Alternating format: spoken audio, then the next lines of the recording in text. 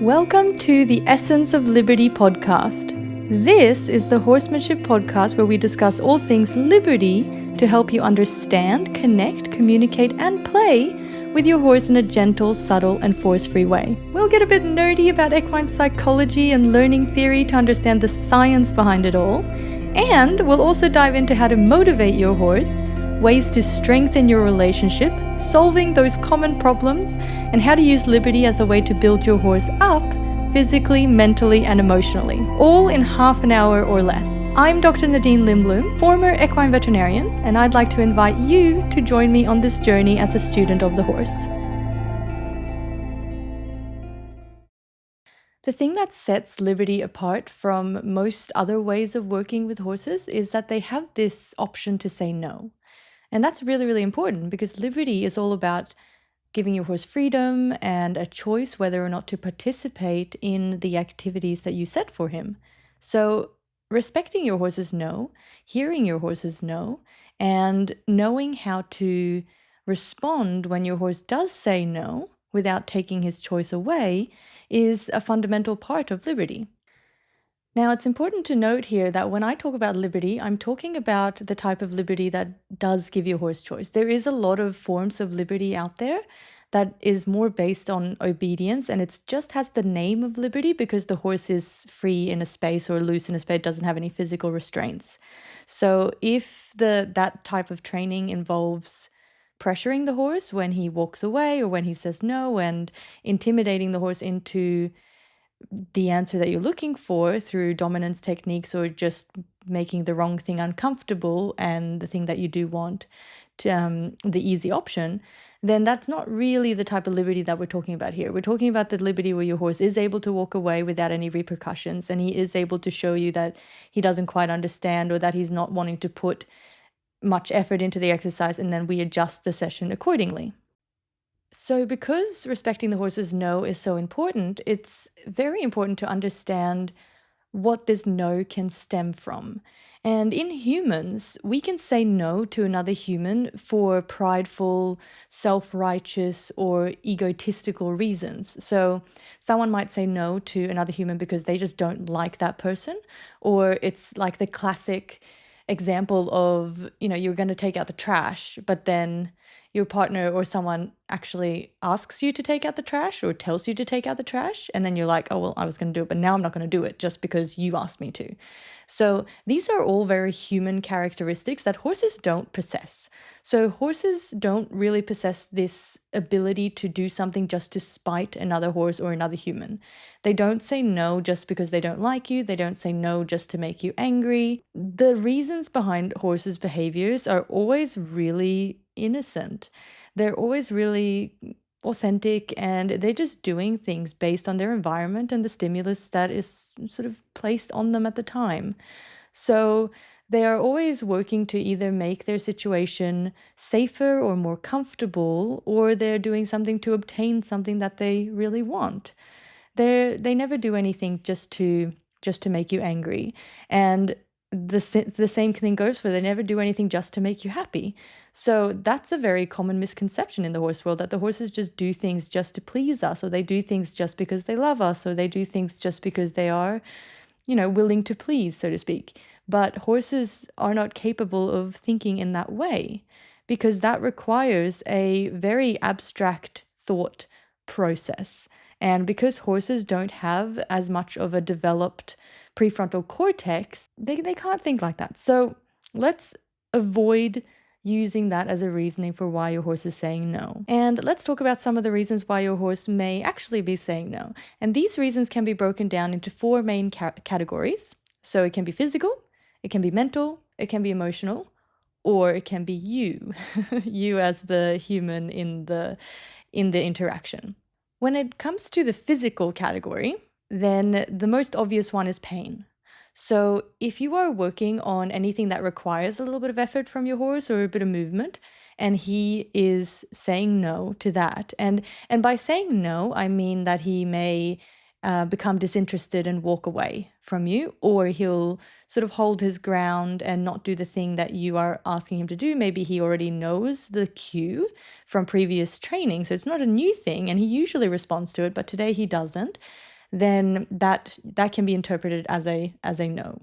So holding his ground, not doing the thing that you were asking him to do, or walking away and seeming uninterested in continuing the session. So that's what no can look like in liberty. And when it comes to physical, then the most obvious one is pain. So if you are asking your horse to trot or canter or jump something, or who knows what it is, but if your horse is not able to give you that thing, then the first thing we need to consider is this particular behavior or this particular movement, is that potentially painful for my horse for one reason or another?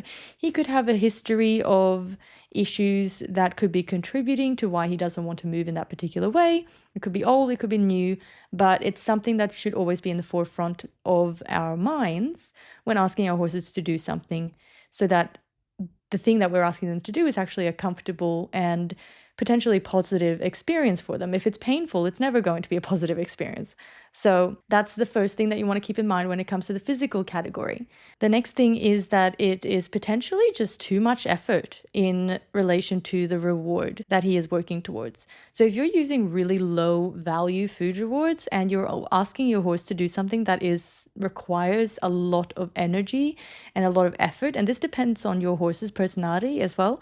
If you have a horse that's really energy conservative, then they're going to be quicker to say no, as opposed to a horse that is quite happy to use a lot of energy, or potentially in a state where they are happy to use, if they're in a playful state or a little bit of a energetic state, then they're more likely going to say yes to more energetic movements, whereas an energy conservative horse is more likely to potentially become a bit disinterested if it gets difficult and you're using really low value food rewards. So that's the second reason in the physical category is the thing that you're asking yours to do too difficult and not really worth the reward. The last thing to consider in the physical category is your horse strong enough and is he fit enough to do the thing that you're asking him to do? And in the beginning, when you're first getting started with Liberty, then all the exercises are really chill, like they're really low stress. They don't really require much effort from your horse at all. But when you start getting into the little bit more advanced exercises, then it does require some strength. It does require some stamina, potentially some balance and suppleness through the horse's body. So you have to be really, really careful that you are not asking your horse to do something that is beyond his fitness level or beyond his strength level. And if this is the case, then your horse might try to give you what you're asking him to do, but he may do it in a little bit of a less effort kind of way. He might give you a little bit of it, but not the whole lot. Or he may give you a bit of a variation of the movement, or he'll try to contort himself a little bit to compensate for his weaknesses. And that's all about having a very trained eye so that you can notice these moments when your horse is struggling. And the way to really avoid this from happening as best as possible is to make sure that you're not increasing the difficulty of the exercises too quickly. You want to increase the difficulty of the exercises very slowly. You want to thin slice everything. You want to take the progression very slowly so that your horse can adapt to the exercises that you're doing. And this is when you're getting up to working on collection or transitions, or asking your horse to carry himself in a little bit more of a balanced posture, for example. That all requires muscles that your horse might not be used to using. So we need to be considerate of those factors. So that's the physical category. Next, we have mental. So is your horse mentally able to say yes to your question? And when it comes to being mentally receptive to saying yes, so the horse being in a good mental state in order to be able to respond the way that you're asking, things that may influence this is if he is distracted or a bit unfocused. If you're asking your question at a time when your horse is distracted, then chances are you're probably not going to get the response that you are looking for. So you want to pick your moment so that you are asking in the moment when your horse is attentive and that he is receptive. We're going to talk about this a little bit more once we get through the reasons why your horse says no, and then we're going to talk about what you can do about it in these situations. But your horse might be unfocused and distracted, so it's not a good time to ask that question. Your horse might feel that it's too much mental effort, just like we talked with the physical category, where the physical effort is not worth the reward, the mental effort might not be worth the reward. So if your horse doesn't understand, or if you're increasing the difficulty too quickly, then things get difficult and it's just not worth trying to figure it out. And this is relatable as people as well. Like if you are learning a new skill and it gets too difficult, or you're leveling up and suddenly it's just too hard, eventually you're just going to give up. So you want to make sure that you're increasing the difficulty or increasing the criteria of what you're asking for really slowly so that your horse doesn't have to try too hard to find the right answer. When your horse is saying no because he is mentally not quite receptive or able to say yes, then it will generally look like a disinterest or a lack of motivation, or your horse being unfocused or distracted in those moments. Whereas if it's a physical thing, then your horse might still be trying or giving you a little bit of a less of an effort, or still be interested, but just not putting as much physical effort in as you are asking. The next category is emotional. So if your horse is not in an emotional state, in the right emotional state in order to say yes to your question, then that's going to possibly end up in a no. So if your horse is in an anxious state because of his environment, then he's probably not going to be very receptive to what you are asking him to do, depending on your level of liberty. If you're in the beginning of the stages of liberty, then chances are if your horse becomes worried about something in his environment, he's probably going to be more focused on that and not be as receptive to the thing that you're asking him to do. He may also have some past associations with the thing that you're asking him to do. So I've met a horse in the past that had an aversion to walking over ground poles or poles on the ground. He was a show jumping horse, right? And he was a very good show jumping horse. But if you took him at liberty, if you had him at liberty and you gave him a choice and there was a pole on the ground, he would try his very best not to walk over that pole, because he had associations around jumping and pole work that were potentially hard work for him. It was maybe scary. He may have been punished in the past because he didn't walk over the pole. And therefore, the pole in his mind is not a very positive experience. So at liberty, he didn't want to go near the pole. If he had a choice, he didn't want to go near the pole. Even though he was a really good show jumping horse, there was no choice involved. So when he did have the choice, then he just didn't really want anything to do, even if the pole was just lying there on the ground. So there may be past associations with the exercise that you're asking him to do that are emotional. So you need to consider that might be the reason why he is saying no. And then take it slowly, reward every little try that he makes, and try to change these associations to being positive. And that can take some time depending on how strongly or how aversive those associations are. When your horse says no because of an emotional factor, it's generally some kind of discomfort, anxiety, concern, worry. It's scary for one reason or another. That's generally why your horse is going to say no, for an emotional reason. And this is generally going to look like your horse walking away, but more with the behaviors associated with your horse not being comfortable. So he might be a little bit wide-eyed. He might run away from you quickly instead of just walking slowly away from you. He may be very tense in his body and his facial expressions, or he might just be really reactive in that situation or with whatever you are presenting him with. So he may react really quickly, or he may shut down. He may go inside himself and really just switch off. And that's often a very sad thing to see, that when a horse is presented with something that they find scary, they just shut down.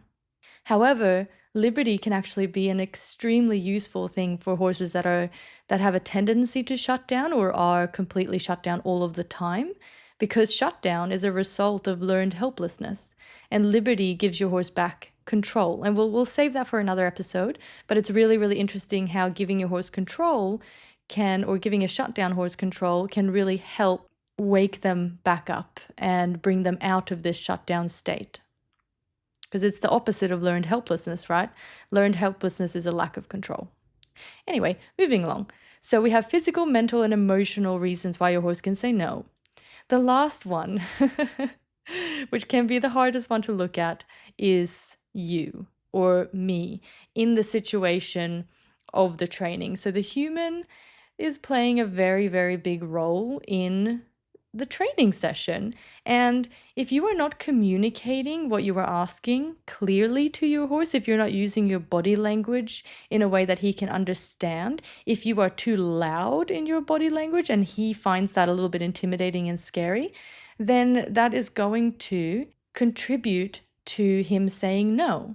So you can potentially help him say yes by being more aware of how you are using your body, how you are using your energy and your intention as you are asking the question. Are you asking it from a very quiet, gentle, subtle place with a very warm and inviting, light and playful energy? Or are you demanding something? Are you harsh in your body language? Are you dominating in your body language? Are you abrupt in your body language? Because that can be enough to turn a horse off and for them to just walk away and say, I don't want anything to do with this because it's just making me uncomfortable. So, always looking at ourselves in the picture is extremely, extremely important because often, if you just change or tweak a little bit of what you are doing, then that often helps your horse be more receptive to what it is that you're asking him to do. Another part of this in our communication, not only being clear in our communication and how we are using our body language, but are you also giving him enough time to figure out what you are asking him to do? Are you holding that space for him to figure out what the answer to the question is? Or are you escalating your energy and rushing him to find an answer, causing him to become more uncomfortable and stressed, and then for him to leave? So, what I generally do in asking questions is that I find a point where my horse sees that I'm asking him to do something. He's already motivated because I'm working with the positive reinforcement, but I begin asking a question and then I find that point when he goes, "Ooh, you're asking me to do something here." And that's generally at a very low level. So I may have raised my posture a little bit. I may have changed the direction of my shoulders. And I see the horse at that point trying to figure out what it is that I'm asking him to do. And I stay there and I say, take your time. I'm not going to escalate. I'm not going to rush you. I'm going to stay in this moment with this information, with this guidance that I'm giving you to see if you can then find the right answer. If he can't find the right answer in that moment, I might change a little bit of what I'm doing with my body so as to help him in the right direction. Or I may drop the question completely and set him up better initially. So those are the main reasons why your horse will end up saying no in a session. It can be physical, mental, emotional, or it can have something to do with you. And often us in the session are affecting the emotional and mental states of the horse. So they do kind of overlap a little bit. But in general, those are the things that you can think about when your horse does say no. And the question now is, okay, my horse has said no. What do I do? How do I respond? What do I do? Do I just end the session? Do I just stand here and wait for him to come back? Or how do I respond when my horse says no? And the very first thing is to let him say no. If he walks away, let him walk away. Let him go. And 9 times out of 10, your horse is actually going to come back. So what they do is they walk away, they might take a breath, they might shake off a little bit, they might lick and chew and have a little bit of a release, and then come back to you a little bit more receptive. Some of the time, though, they will just walk off and do their own thing. They might find some grass at the edge of the arena, or if they're in the field, they might graze a little bit. They might just go and stand and look at something else.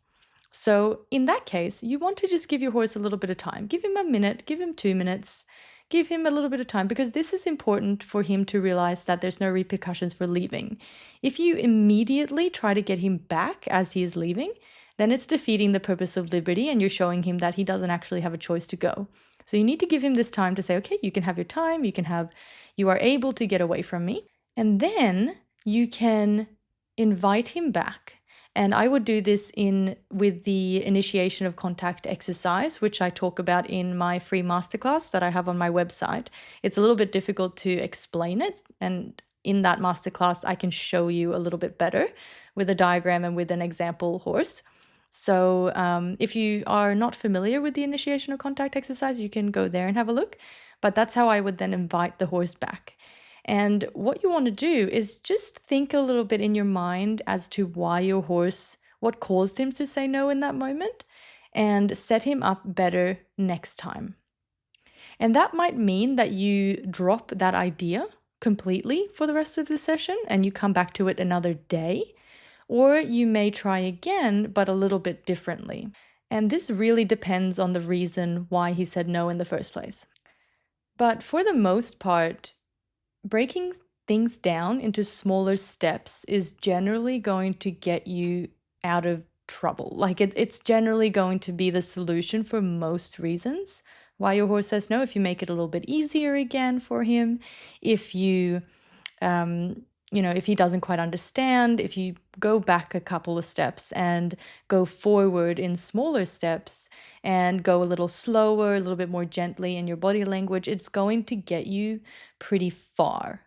However, the reason might be that he's just not receptive to that idea in this moment. If your horse is in a really low energy state and he's just not feeling very energetic at all, then it's not a good time to ask him to do something that's very, very high energy. Save the high energy stuff for when your horse is already feeling playful and feeling energetic, and save the low energy stuff for when your horse is feeling pretty low energy.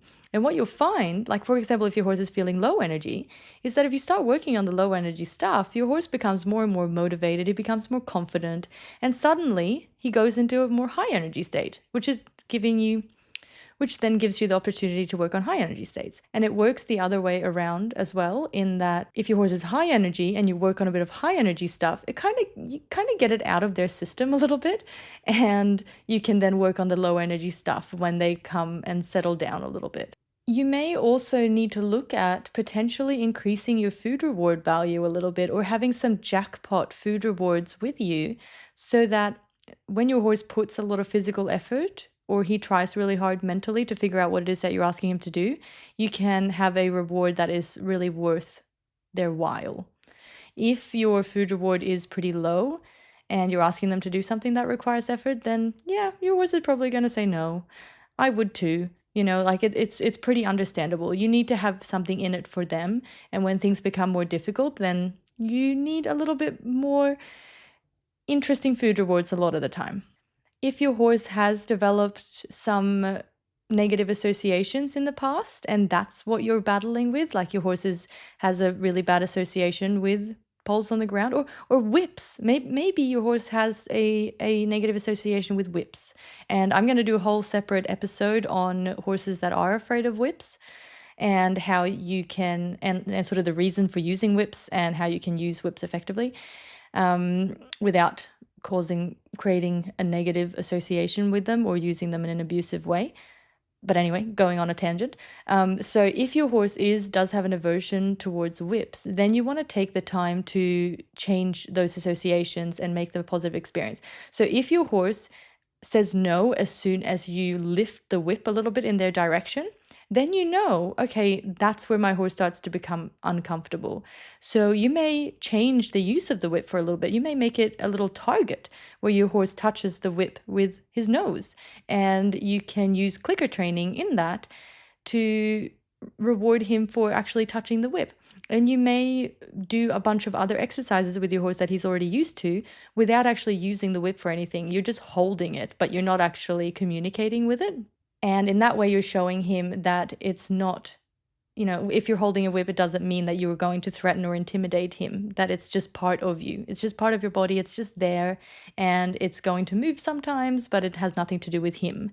And you then can slowly work up to using the whip for communication very gently in a really positive way.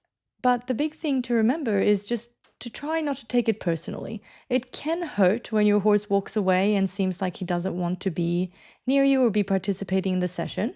But horses are so much more simple than humans, I think. They just don't have that capacity to do things just because they don't like us. They're so much more simple in that way. If it's worth it to them, they will do it. If it's interesting, they will do it. If they are able to do it, they will do it. So you just have to set up the session in a way that they are willing and able to say yes, and then it all starts to flow pretty well. If you take it personally and feel that your horse is rejecting you, then you are going to react to your horse's no in an emotional way. And we want to try to stay as objective as we can in these training sessions and not get too frustrated or emotional when things don't really go to plan. The beauty about liberty, and potentially the most challenging part about liberty, is to really let go of control and to allow the session to have a lot of fluidity. And that means to be able to let go of your initial plan, let go of your initial question, change the way that you're asking things, change the plan for the session in order to be able to work with your horse instead of causing your horse to work with you, I suppose. But that's all from me for this episode. So if you have enjoyed this, then feel free to leave a little review on whatever platform you are listening to this on, and you can share it with your friends or share it on your Instagram story. Feel free to tag me in it. And I will see you in the next one.